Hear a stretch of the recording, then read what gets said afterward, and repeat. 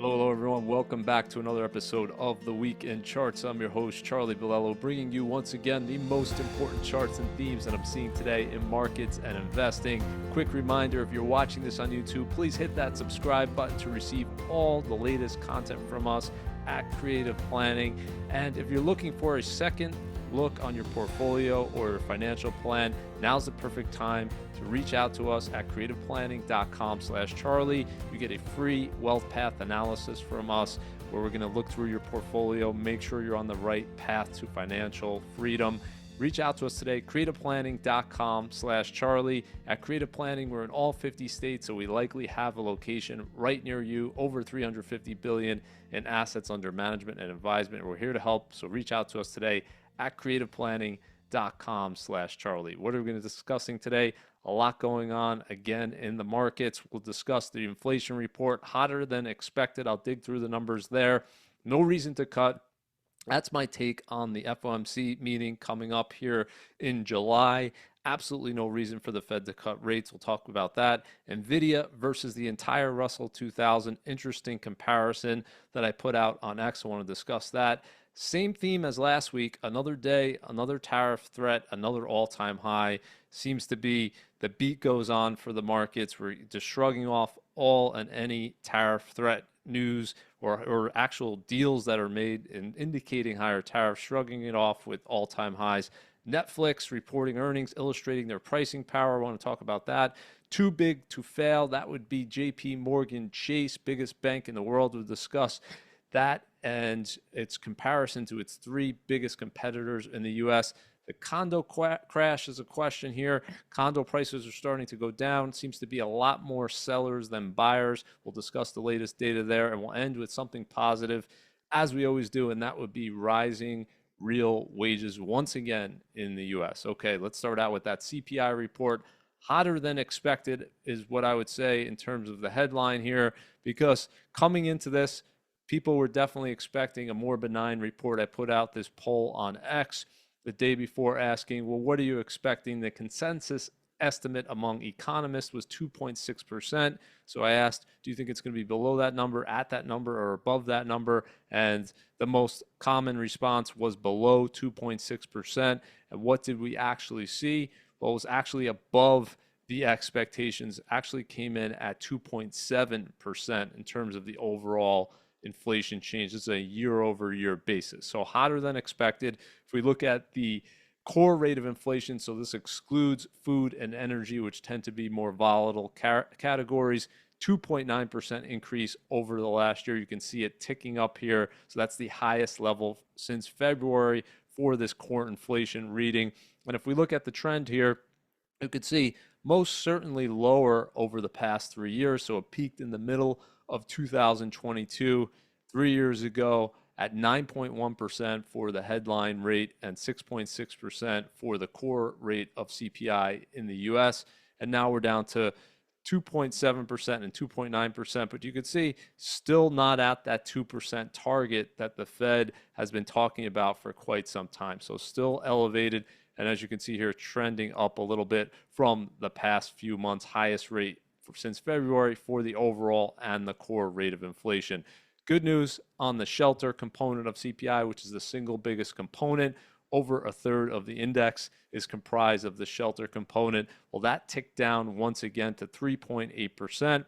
You're looking at now the lowest shelter number. You got to go back to 2021 when we saw 3.8%. So that peaked at 8.2%, steadily declining here. And you can see in relation to this real-time rental prices on a year-over-year basis, it's a huge lag. So this has been going down now for over 2 years on a year-over-year basis, and the shelter CPI is still trending lower, but nowhere near reflecting this. And you can see that the last time it was at 3.8%. Well, the prediction was it was going to go much higher because this real-time indicator was at a record high, showing an 18% year-over-year increase.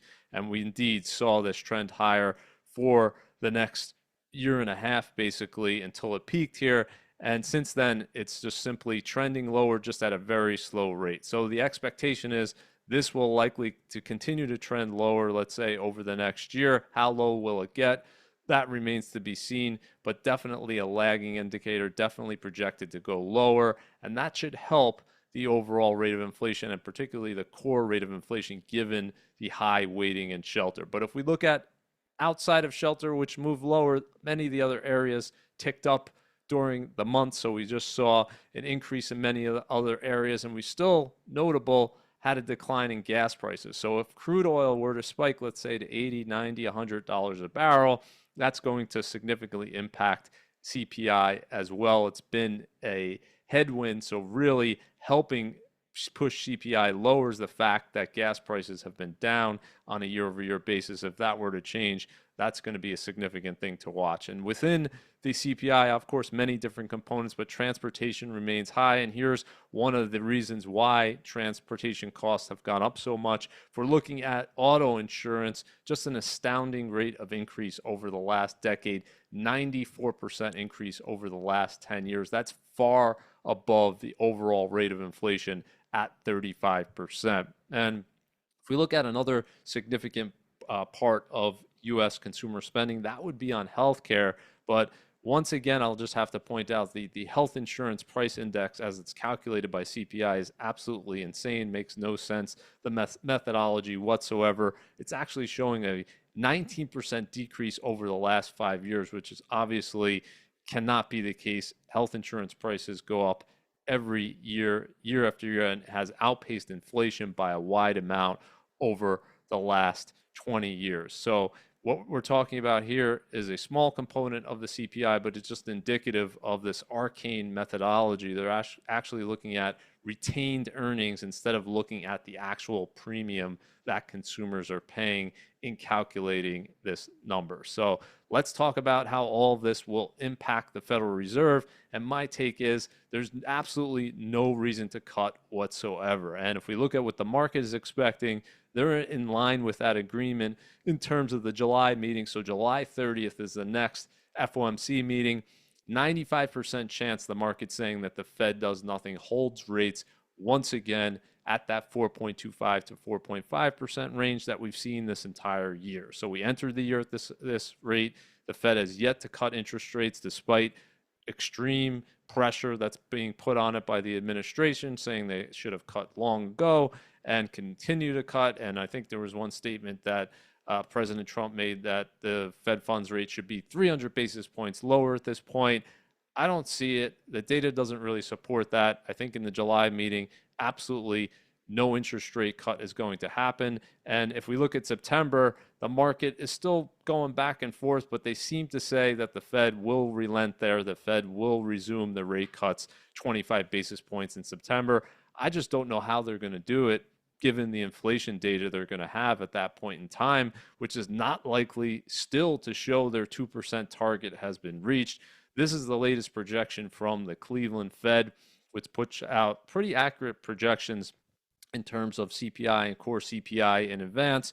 And what they're saying is the next inflation reading that we get, which will be for the month of July, we won't get that until August, but 2.7%. So it's not going to change in terms of CPI is their expectation, and core CPI they're actually projecting is actually going to go up a little bit. So in terms of this data point here, not going to be the evidence that the Fed needs in terms of a rate cut, in my view. So therefore, you'll have to go over to the employment side and you'll have to see weakness there. So if the unemployment rate remains low and we see inflation moving higher, seems like very little reason, very little urgency in terms of the Fed cutting rates. And I will come back to this chart because it's just so important. The idea of a 2% inflation target, you could debate whether that makes sense or not, but to me, it makes absolutely no sense to be just looking at the past year in terms of calculating that 2%. So let's just take it to the extreme. If you have 2% inflation in year one, in year two, you have 100% inflation. So prices double in year two. And then in year three, prices go back to 2%. Does that mean you have 2% inflation? Of course not. Now, we haven't seen that much of an extreme, but we had 2% inflation in 2019.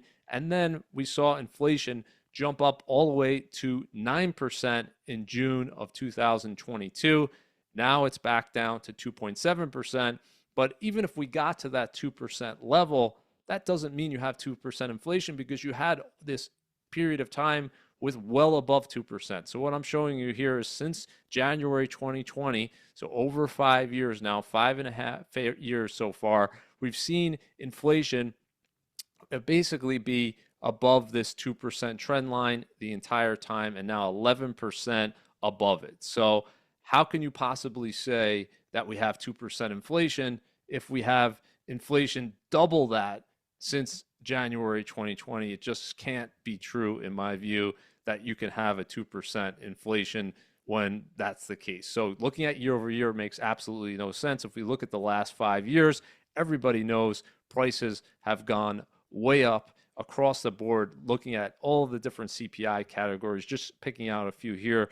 Food at home, so grocery prices 23%, away from home, so restaurant prices over 30%, used cars 35%, transportation 47%, home prices 52%, gas prices 55%, auto insurance 75%, and egg prices, they've come down this year, still up 143% over the last 5 years. So this cumulative number is really what matters for people, not simply what has happened over the past year. So my suggestion would be, let inflation run below 2% for a period of time, just like you let it run above 2% before you start thinking of cutting interest rates again.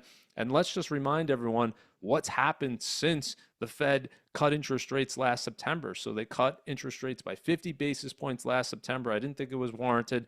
The Fed did it anyway. And what has happened is we've actually seen long-term interest rates rise since then. So if you look at the 10-year yield, the 30-year yield, or mortgage rates, they've gone up since the Fed started cutting interest rates last September. And what I'm showing you here are inflation expectations, which are much higher today than they were back before the Fed started cutting rates. So Fed starts cutting rates last September. Inflation expectations is our 5-year future inflation expectations implied by the market were below 2%. And now we're talking about 2.5%. You could see the rise here in recent weeks. So what happens if the Fed starts cutting interest rates again and not caring about inflation expectations? Well, my view is they're going to start to go up again, and you're going to create this big problem, because the Fed is going to lose credibility as an inflation fighter, any credibility that they have left. Do they have any left? I'm not sure. After what they did in 2020 and 2021, in terms of just watching inflation, all of the inflationary evidence pick up, and the Fed is still at a 0% Fed funds rate, still buying mortgage bonds. To me, they lost any credibility back then. But at this point, if they're going to start cutting interest rates when you have still a 2% inflation target, and you never even got to 2%, and inflation expectations are rising, well, that would be a big problem if they resume cutting interest rates. And so if we look at the stock market, all-time highs, home prices, all-time highs, Bitcoin, crypto, all-time highs, money supply, all-time highs, national debt, as I talked about last week, all-time highs, and CPI inflation running double the Fed's target, it doesn't really make sense for the Fed to be cutting interest rates 2 times this year. That's still the expectation by the markets. That's still what the Fed is projecting. But to me, this makes absolutely no sense at all. And that would be a big policy mistake if the Fed indeed does this. Okay, let's talk about Nvidia versus the Russell 2000. Just a crazy stat here. 4.2 trillion market cap. So last week we talked about Nvidia crossing above that 4 trillion mark. First company in history to do so. Now it's at 4.2 trillion, and that's over $1 trillion higher than all of the stocks in the Russell 2000 index, the small cap index combined. So one company, Nvidia, more than all of the Russell 2000 stocks combined. Is that justified? That's really the debate here. Well, Nvidia, you can see the market cap there. You can see its net income around 77 billion over the last year. So I calculated what is the net income for the combined Russell 2000 stocks. It was actually slightly negative over the last year. So one could argue, well, Russell 2000 stocks are not profitable at this point at all. You got Nvidia having 77 billion in profits over the last year. So maybe its market cap should be higher. That would be one argument, taking the bullish view. Obviously, Nvidia trading still at a very high multiple on the expectation that this earnings the net income are going to continue to surge higher. And I think in recent weeks, it's been lifted by this optimistic view that the sales to China, which were paused, and that was part of the problem for Nvidia in terms of its last quarter. We talked about the decline in profit margins and the $5 billion hit it took because of this chip restriction to China. Well, now they're saying perhaps that this is going to resume. This H20 chip is going to resume soon following government assurances. This isn't a done deal yet. I think there's still going to be fights back and forth. There's really no clarity in terms of what's going to happen, but a lot of optimism that this is going to be passed through. And the demand for AI chips doesn't seem to be relenting at whatsoever at this point, which is fueling the demand for Nvidia. So let's talk about the markets here, broadly speaking.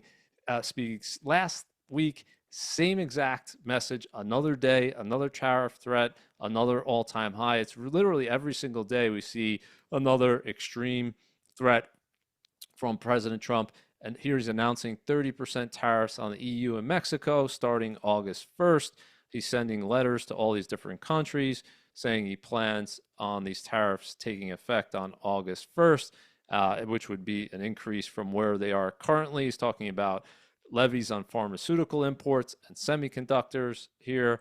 And if we look at the effective tariff rate where it stands right now, 19.7%. Now, this is where it stands right now. This is where many of the countries still don't have trade deals in place, but this would be the highest since the early 1930s if this were actually where it settles in at.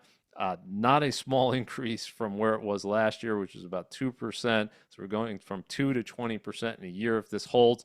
And now we're getting some more evidence that it seems likely that the tariff rate's actually going to be much higher. We don't know where it's going to settle in at, but if we look at some of the deals, of course, we had with the UK at 10%.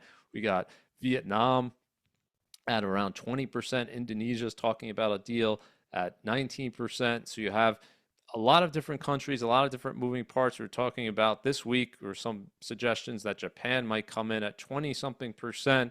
And so it doesn't seem likely we're going back to that 2% rate. The question is, how much higher and for how long is this going to continue? And with the markets, are they being overly optimistic in terms of saying everything's going to be fine because earnings still look good for now, and we're expecting these extreme tariff threats to be pulled back? A question is, I guess, what rate will they be pulled back to, and what will the ultimate impact will be? In terms of the inflation data, we don't really have it yet in terms of what these tariffs are going to do to prices. And the reason for that, I've talked about it in the past, but it bears repeating, is these companies in the S&P 500 and other U.S. companies really front-loaded the tariff in terms of their first quarter purchases. So there was a huge increase in imports during the first quarter of this year. And so we're not yet seeing that impact because companies are not selling the products and that are paying this tariff rate yet. They're working off that inventory they built up during the first quarter. So when they have to replenish that inventory at scale, that's when we'll start to see the impact in terms of prices. When is that going to happen? I don't think it's happened yet. I think we're likely to see it at some point in the next few months. And the question will be, how big will it be? I think the way the markets are reacting now, they seem to be overly optimistic, saying there's not going to be any impact whatsoever. If we look at the S&P 500, crossed above 6,300 level for the first time this week, another all-time closing high.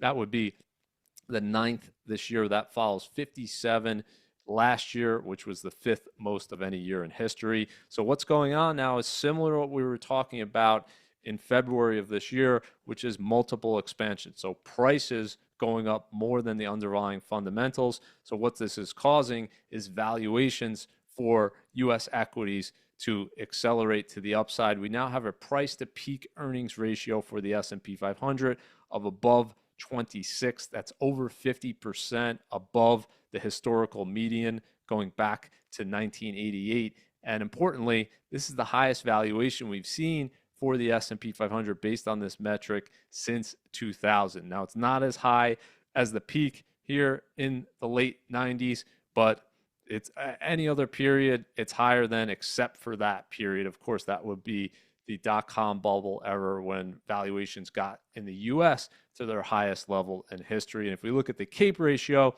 so this is smoothing earnings over the last 10 years, not just looking at 1 year's earnings, looking at 10 years worth of earnings. And we're pretty much at the highest levels also since 2000, only 2021 before the 2022 bear market, which saw stocks go down about 27% in the US. Only then, and the late 90s and early 2000s, could you find a CAPE ratio in the US above where it is today at around 38. So you can see where the historical average is.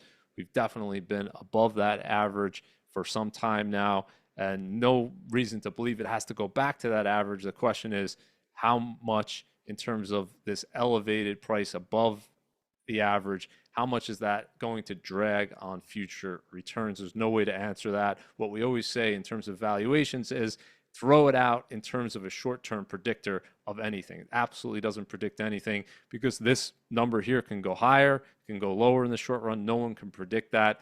So the short run is going to be entirely dictated by whether multiples continue to expand or they contract in the short run. No one can predict that. The question is, 10 years from now, is this going to be at the same level, higher or lower? If you think it's going to be lower, that's going to be a hit in terms of returns. So you have the earnings growth, you have the dividend yield in the S&P 500, and then you have the multiple expansion or contraction. And what has really helped stocks over the last decade is not just the earnings growth, which has been very strong, but also this big multiple expansion here. So what I would say in terms of U.S. equities is they're pretty close to being priced for perfection here.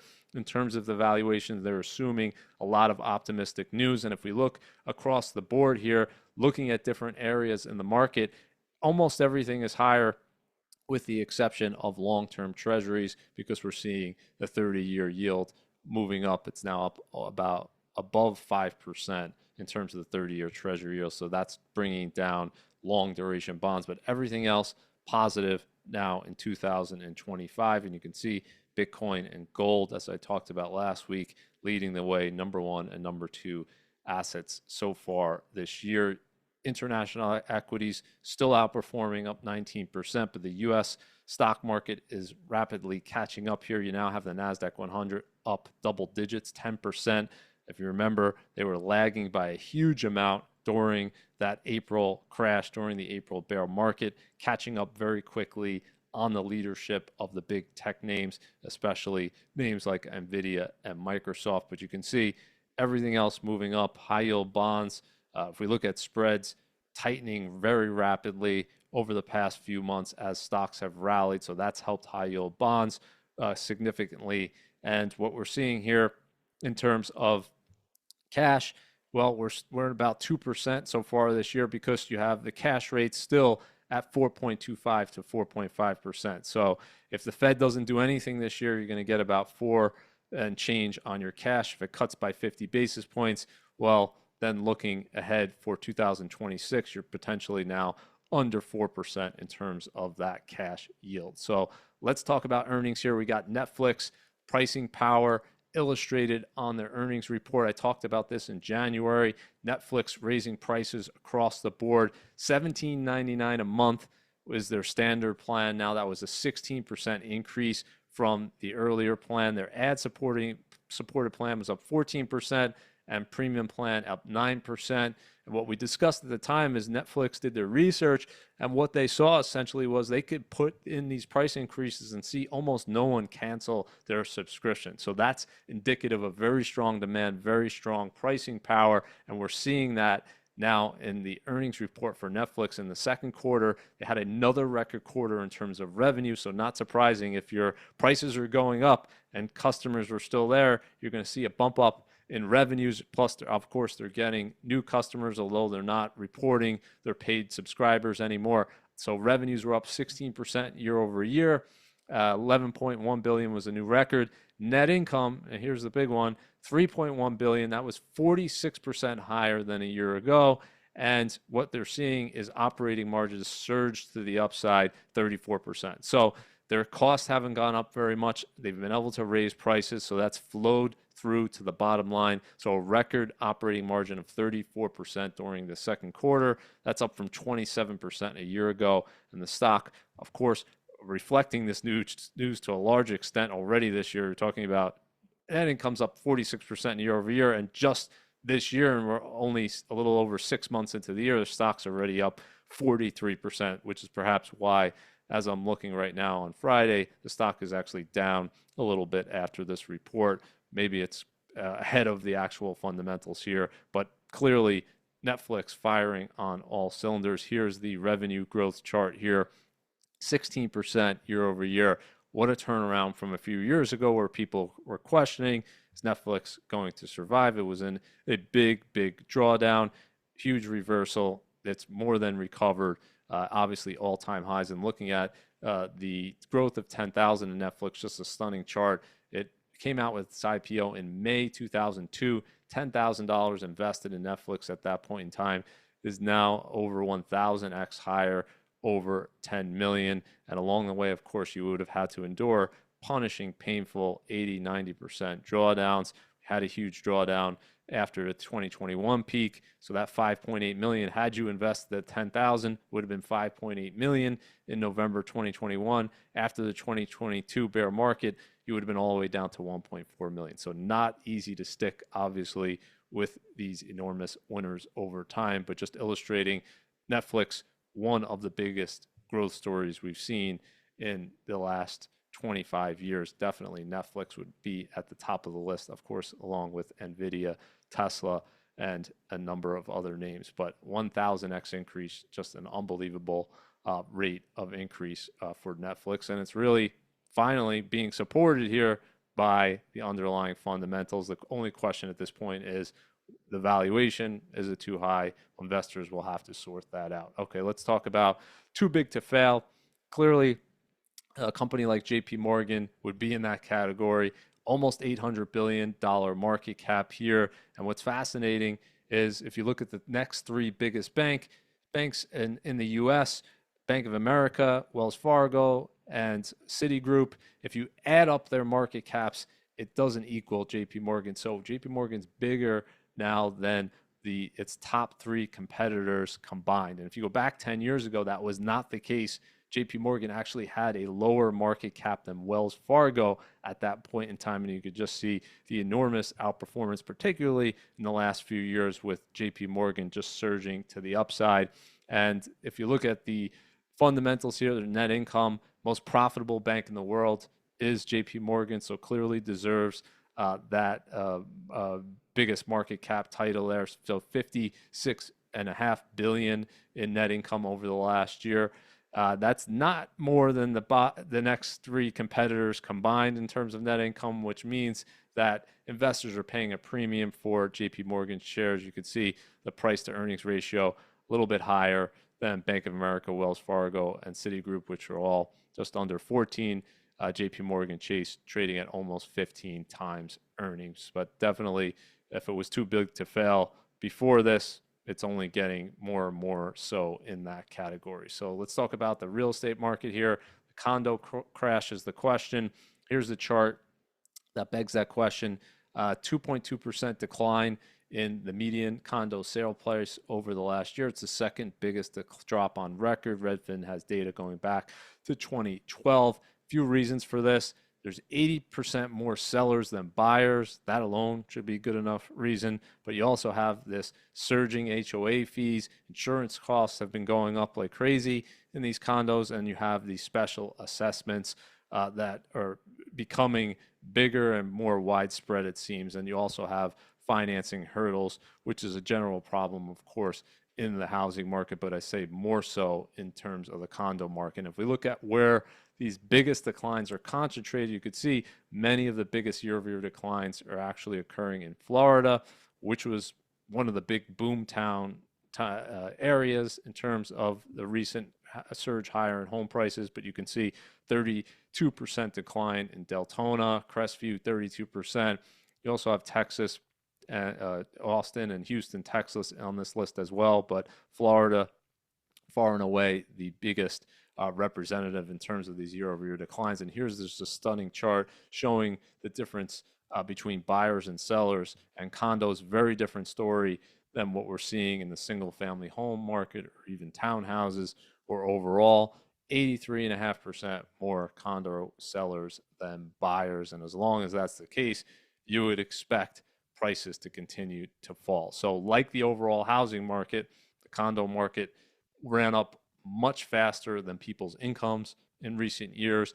And what you're seeing in terms of supply and demand, well, we're seeing more supply in the single family space, but not nearly as much as what we're seeing in the condo space. So many more sellers, fewer buyers in terms of condos relative to the single family home market. And you have this affordability gap that's going to weigh on the housing market for as long as this gap continues. What I'm showing you here is the difference between what you would need to purchase a home, so to qualify, to get a mortgage, to buy a home. Well, that's going to run you about $123,000. And what's the median household income in the U.S.? It's about $79,000. So we're talking about a 56% difference between the two. This is an untenable situation, and this gap will have to be closed one way or another. Either you're going to have home prices come down to make it more affordable, or incomes will have to catch up. One way or another, you're going to have to see this gap be closed. And in terms of the condo market,